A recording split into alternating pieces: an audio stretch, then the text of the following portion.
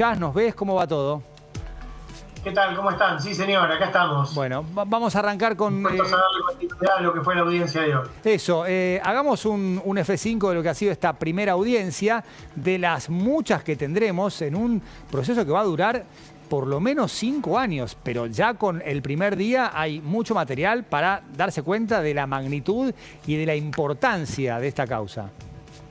Mira, hoy se leyó la acusación del fiscal Stornelli, que fue el que investigó la parte de la instrucción de la causa, y ya hoy de lo que se leyó surge un dato súper importante sobre el que va a tener que responder Cristina Kirchner, que es que para la Fiscalía, Cristina Kirchner fue la beneficiaria final del pago de al menos 38 sobornos por un total de 17 millones de pesos. Esto es lo que dijo hoy el tribunal, o mejor dicho, sí, los secretarios del tribunal, cuando leyeron el auto de elevación a juicio del fiscal Stornelli. ¿Qué es lo que se leyó? Se leyó como el resumen inicial de la evidencia reunida hasta el momento.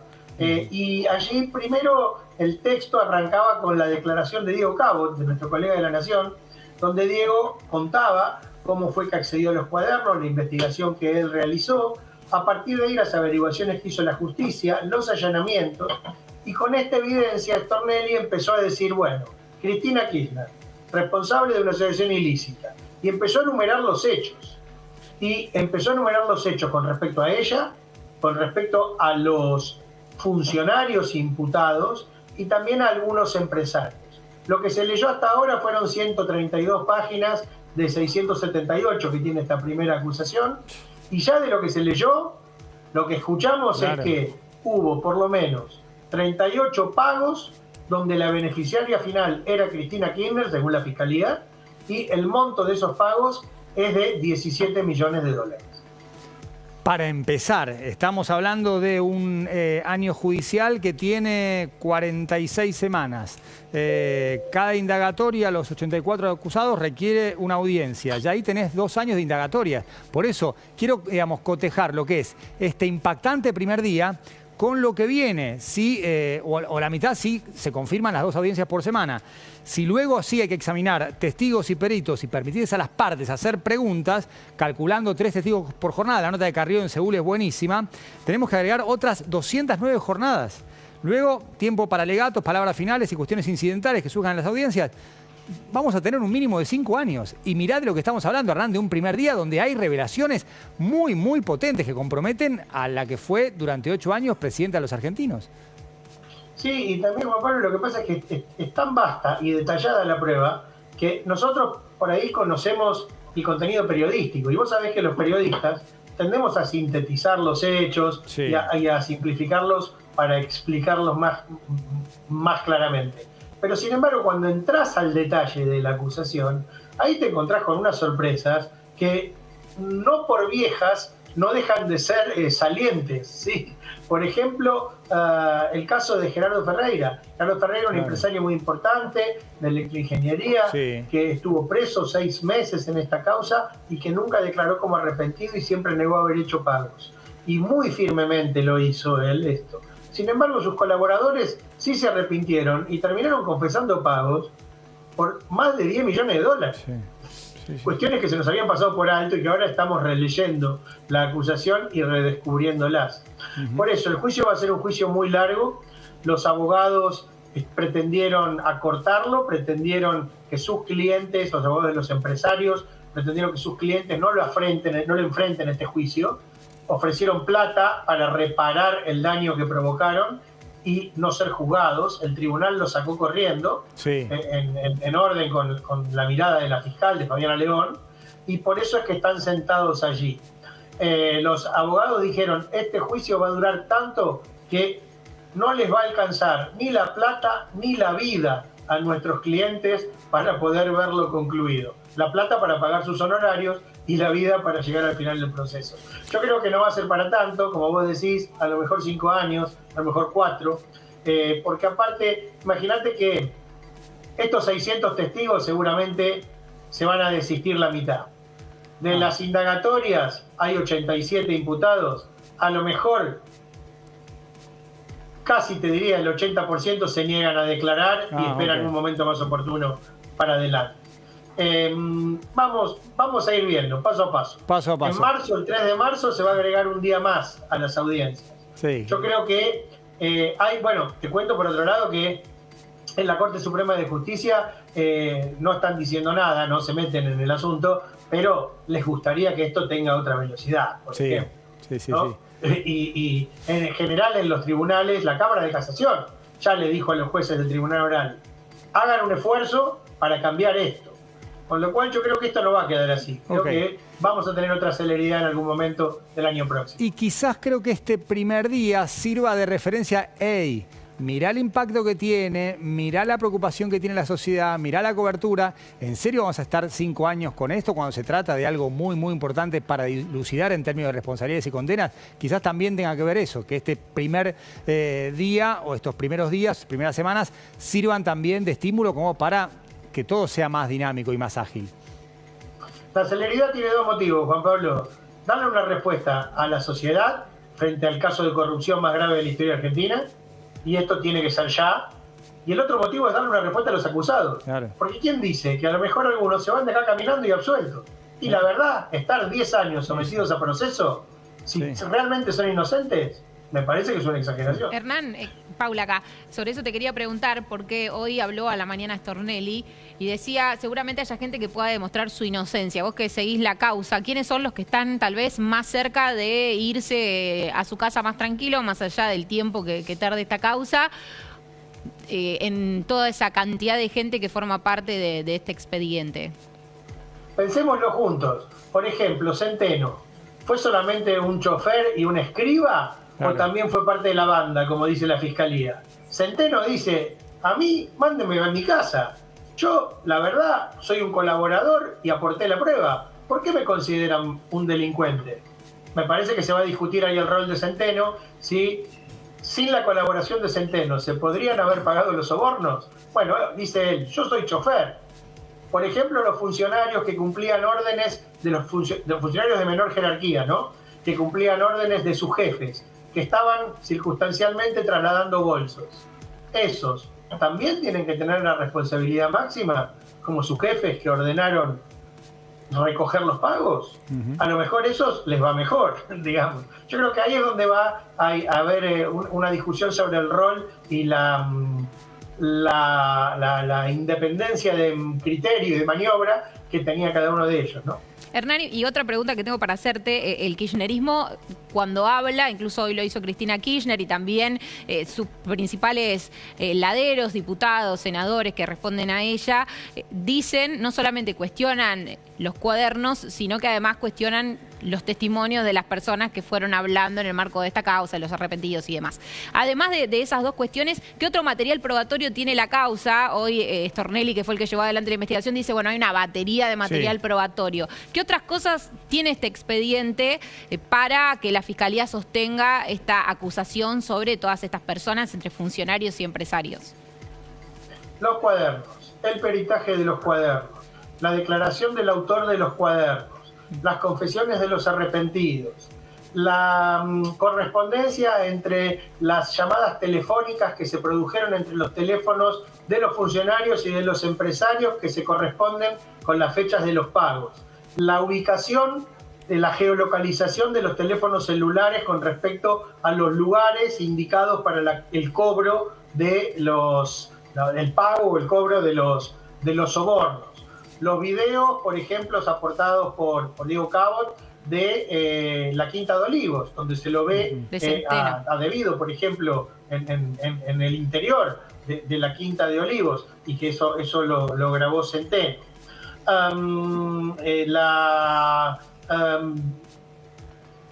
Te diría, confesión de los funcionarios de menor jerarquía. Me parece que hay un cúmulo de evidencia muy, muy importante, como la verdad, en un caso de corrupción no lo hemos visto nunca. Es más, si vos me decís, en la causa vialidad, ¿había tanta prueba? No. Y el fiscal sacó de la manga la prueba más sorprendente, que fueron las llamadas telefónicas del teléfono de José López, Claro. y eso es lo que terminó de involucrar a Cristina Kirchner. Lo advertimos recién en los alegatos. Acá ya de arranque del juicio la estamos viendo en evidencia. Hernán, como siempre un placer, muchísimas gracias. A ustedes, hasta luego. Marcela, buenas tardes, gracias por venir. ¿Qué significa la causa Cuadernos y si este formato de juicio largo, muy largo, no corre el riesgo de, más allá de algunos ajustes a los cuales hacía referencia Hernán, de diluir algo tan importante para la sociedad argentina? Sí, si va a ser tan largo, evidentemente es un gran negocio ser corrupto en Argentina, ¿no? Pero yo creo que estamos frente a un juicio que, después del juicio de las juntas, es el juicio más importante que tuvo la justicia argentina, por la cantidad y la calidad de los imputados que hay, y porque no solamente es un expediente judicial, es decir, desnuda la matriz de saqueo que ya en el 2004 denunciaba Elisa Carrió, pero muestra, gracias al trabajo de orfebre de un escriba que se tomó el trabajo, porque no es que la justicia, por más que todos sabíamos y todos hablábamos de que había corrupción en Argentina, la justicia no hizo su trabajo en tiempo, y gracias al aporte del escriba que detalló todos los retornos, los sobornos y esta matriz aceitada de flujos de dineros para todos, es que estamos hoy con esta prueba y que los empresarios se vieron obligados a acudir a la figura del arrepentido, y es más, hasta quisieron mercantilizar el proceso comprando su inocencia. Muy bien ahí la fiscal León, pero creo que es mucho más que mostrar la matriz de saqueo. Acá se muestra, si esto llega a buen término, que todos somos iguales ante la ley, que acá no hay privilegiados, que la justicia va a actuar, pero acá no es todo lo que se robaron, es todo lo que pudo haber sido la Argentina y no fue culpa de todo esto. Porque acá está metido en esas hojas, está la cloaca y el agua potable que no te llegó, el hospital donde tu padre no se pudo atender, la escuela donde tu nieta no pudo ir, la ruta que no se terminó y donde se mató tu hijo. Es decir, acá estamos todos los argentinos mirando la pantalla para ver qué pasa con estos que usaron el privilegio de ser funcionarios y el privilegio de tener acceso a una cartelización que armaron ellos para quedarse con todas las obras, con todas las licitaciones arregladas entre unos pocos para privilegiarse entre ellos y perjudicar a toda la sociedad argentina, porque la Argentina pudo haber sido otra. Toda América Latina estaba más atrasado que nosotros, sin embargo todos están mejor que nosotros hoy. Lo pusiste en palabras, en conceptos, en situaciones, cloacas, escuelas.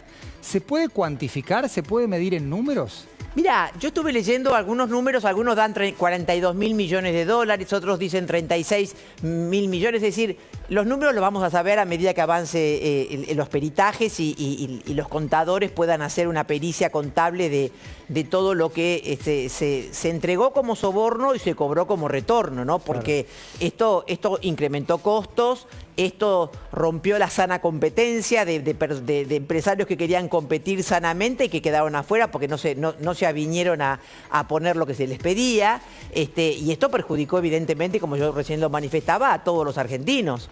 Entonces me parece que es muy importante, va a ser un juicio largo, es evidente. Yo preferiría que las salas, el tribunal oral decidiera tener más de una sesión esta semana, aparte de 1:30. Terminan, muchachos, los ciudadanos trabajan hasta las 6 de la tarde. Yo entiendo que tribunales tienen un horario hasta la 1:30. Es hora de que lo cambien, pero además se puede contratar gente fuera del horario para poder tener una jornada más larga. Sí. Si no, esto va a ser eterno. Y cuando es eterno, es una injusticia para los que buscamos justicia y es una injusticia para los que van a ser absueltos.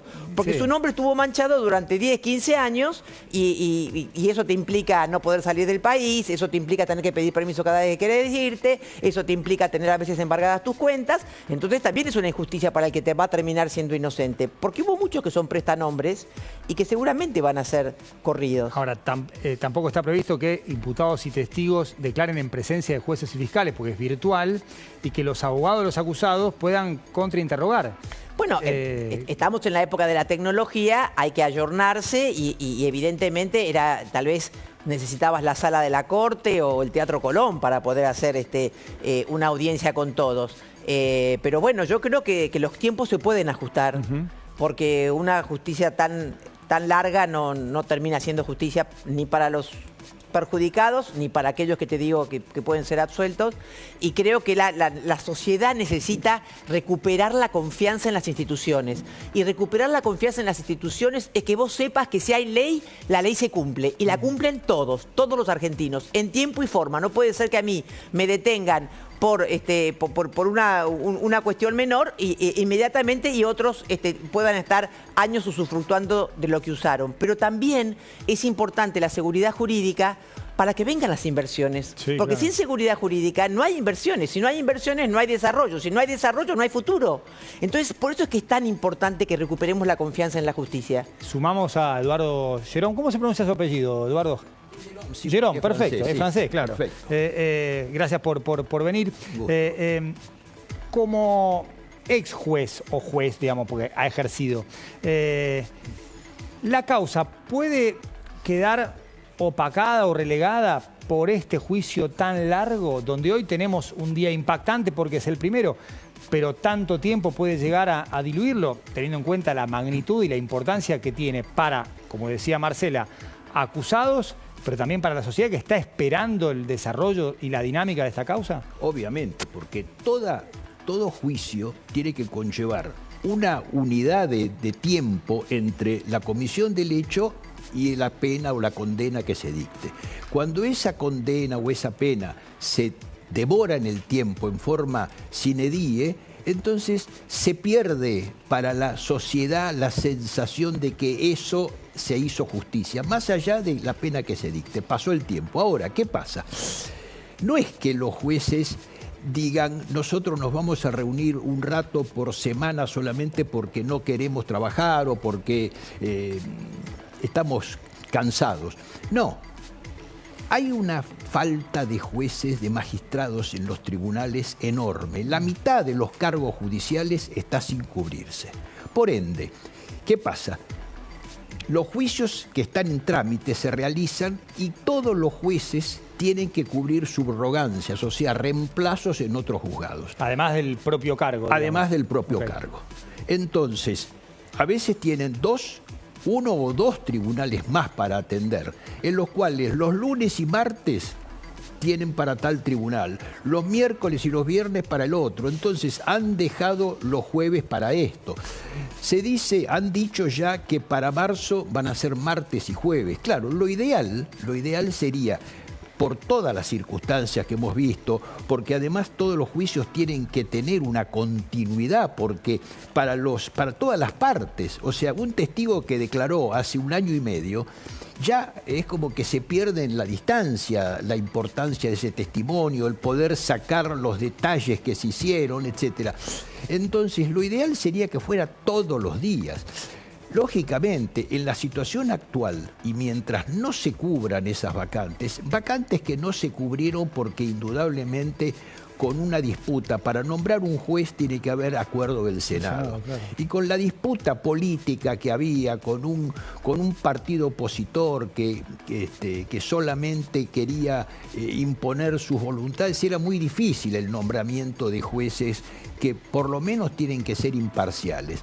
Entonces, espero y por el bien de la justicia, por el bien de todos nosotros que estamos expectantes ante un juicio de esta naturaleza, que esto con el tiempo vaya cambiando y lo que se habla de varios años, indudablemente no va a ser en 1 año que pase porque, dada la magnitud, y como se lo ha bien comparado con un juicio a las juntas, con la entidad que tiene, no nos olvidemos de algo, Juan Pablo, que estamos en presencia del mayor hecho de corrupción que hubo en la historia argentina.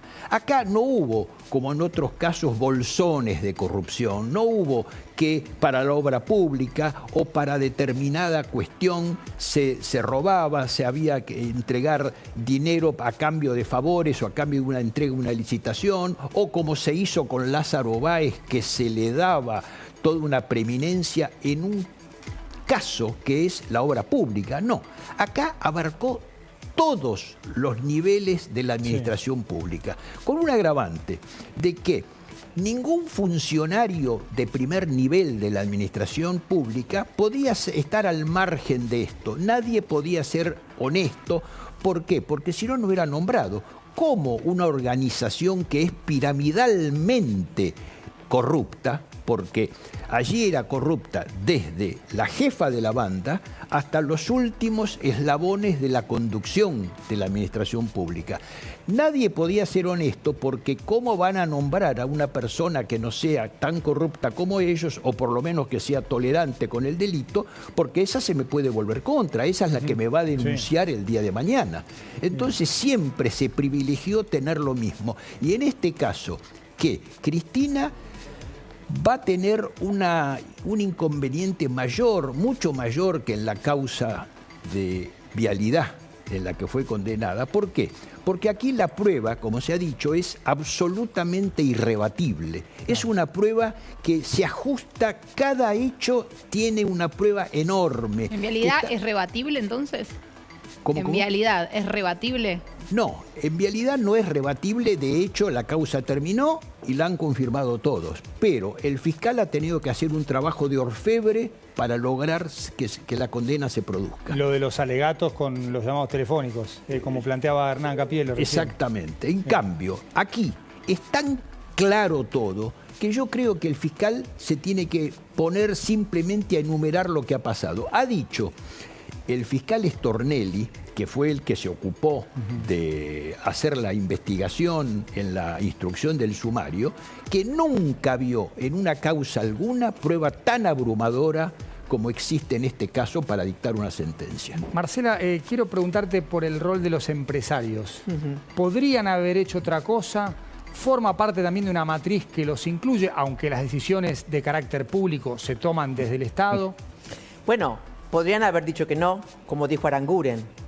¿Te acordarás? Sí. Pero también podrían no haber hecho la cartelización, es decir, ellos se beneficiaron con esto, es decir, ellos organizaron las licitaciones de tal manera para que esta te toca a vos, esa me toca a mí, esta le toca a aquel, vamos todos más o menos en los mismos números, entonces hubo una organización delictiva entre ellos también, porque no es solamente que, bueno, pagaron un soborno para no dejar sin trabajo a sus empleados.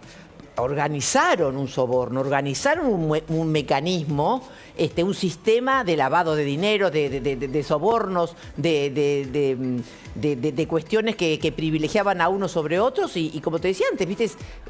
Eliminaron la sana competencia. Aquel que no se prestaba a eso, como dijo recién Eduardo, quedaba afuera también entre los empresarios. Entonces, es algo que, mira, corrupción hay en todas partes del mundo, pero en todas partes del mundo no hay impunidad. Yo creo que la impunidad es peor que la corrupción, porque hace que el que sea corrupto sepa que puede seguir delinquiendo, que no va a pasar nada. Entonces, creo que estamos en las puertas de poder empezar a ponerle fin a la impunidad, y eso es importantísimo en Argentina, porque la impunidad casi te diría que nos ha causado tanto daño como la corrupción. Es impecable, perdón que me meta, es impecable lo que estás diciendo. Gracias. Porque precisamente la impunidad es la madre de que el delito se repita. Exacto. Porque cuando hay un sistema judicial que no deja impune los hechos, bueno, se van a cuidar mucho más de hacerlo. Una vez, fíjense esta anécdota que me la contó el presidente de una compañía petrolera que en un congreso de petroleros en Pensilvania, en Estados Unidos, una vez se analizó el por qué algunas compañías de primer nivel pagaban sobornos en países de América Latina. Y a la pregunta, ¿por qué no lo hacen aquí?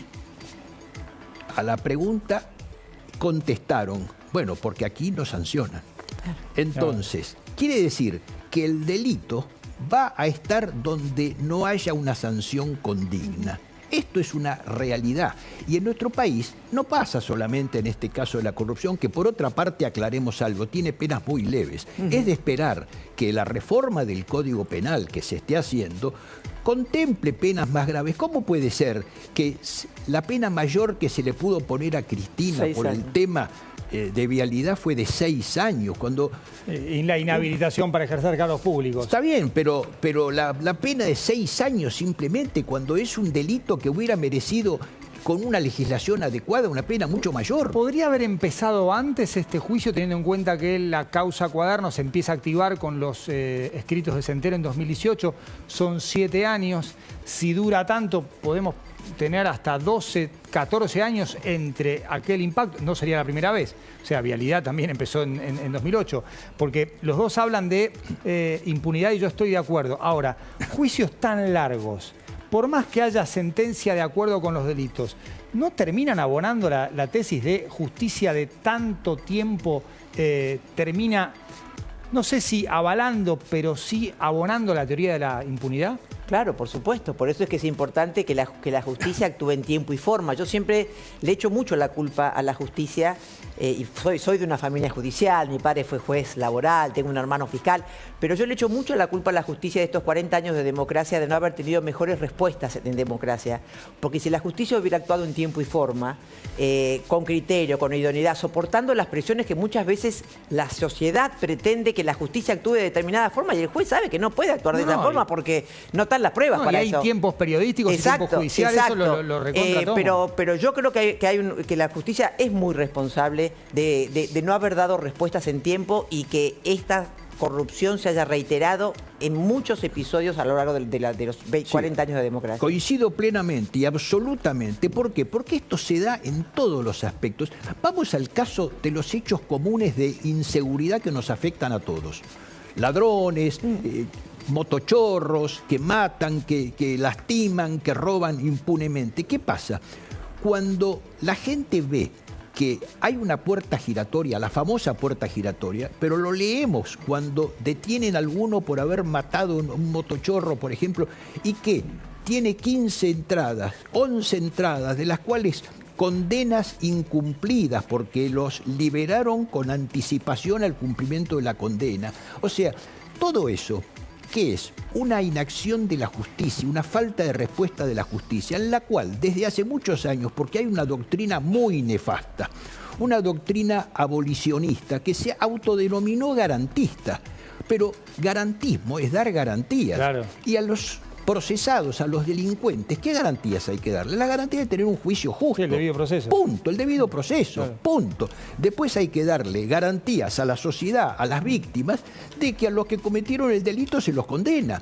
Porque no nos olvidemos que las penas, Juan Pablo, las penas tienen una doble función. La de castigar el hecho en la persona que lo cometió, sí, pero la otra función es la función de ejemplaridad. Sí, sí, de disuadir. Mirá que si haces esto, la vas a pagar. Exactamente, claro. Que la gente vea que el delito no es impune. Sí, sí, sí, sí. Y esa función no se cumple, y si no se cumple, ¿quién tiene la culpa? En gran parte la tiene la justicia. La última pregunta para los dos. ¿Son optimistas con el desarrollo del juicio, teniendo en cuenta el contexto que tenemos hoy, el molde de un juicio largo, lento, con pocos recursos, el panorama que presentaba Eduardo, con muchas vacantes sin designación, con jueces haciendo subrogancia, con provincias sin un tribunal federal completo, que por supuesto también forma parte del combo hoy, pero con la magnitud de la causa, el resultado final, ¿son optimistas? Primero, yo soy siempre optimista. Ok. Yo soy una persona optimista por naturaleza y creo que con la causa Vialidad se abrió una puerta y la sociedad está exigiendo también respuestas y tengo la esperanza que esa puerta que se abrió no se cierre y avancemos.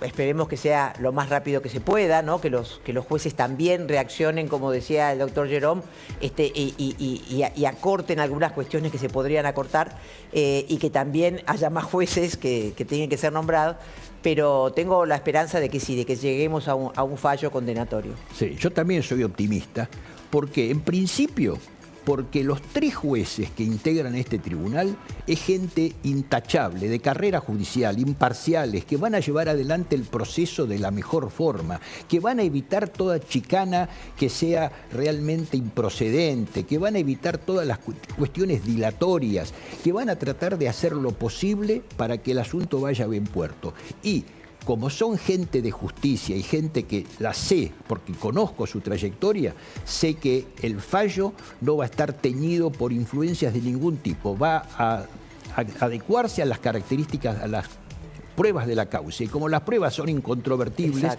permítanme decirle que la condena de los imputados, por lo menos de los principales, va a ser inflexible, va a ser inexorable y que, pero me atrevo a asegurarlo, a jurar que Cristina Kirchner va a terminar sus días con una tobillera en su tobillo.